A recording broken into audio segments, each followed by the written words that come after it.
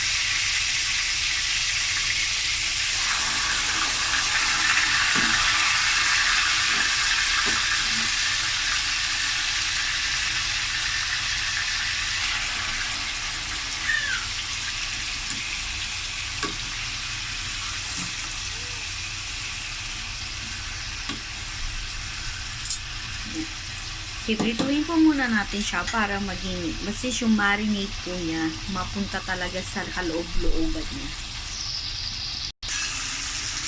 Tapos po, mga 5 minutes na po yun. Baliktarin na po natin. Perfect! Lahat po ng ginagawa ay puro estimate lang po. Estimate na estimate. Perfect na perfect, diba? After po nito, mga 5 minutes lang din. 5 minutes lang din po ang kabilang side. And then, isi-save natin yung marinated sauce natin kasi gagamitin natin yan mamaya kapag ginisa na natin siya. Gigisa lang natin siya sa bawang at sibuyas. After po, papatayin na natin siya. Diba? Yun na po yun.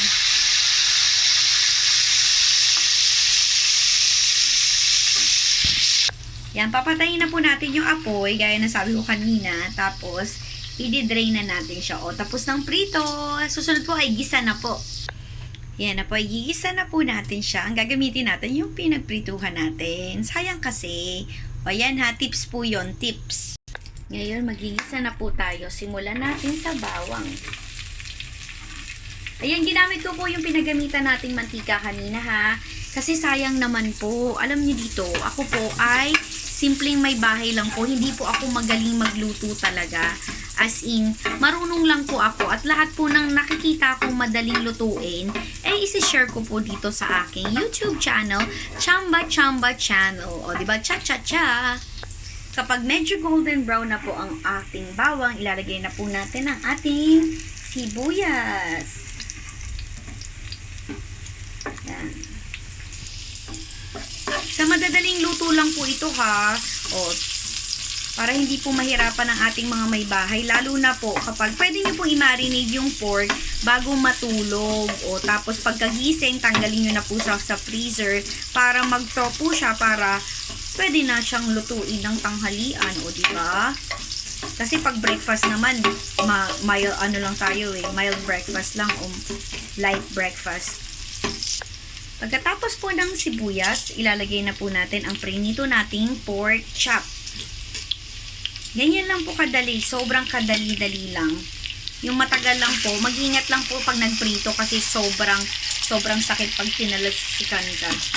Natalsikan ako kanina eh. Ayan, yung juice nilagay. Takpan po natin siya.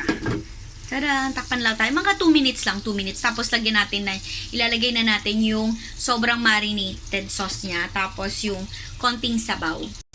Ayan, buksan na po natin.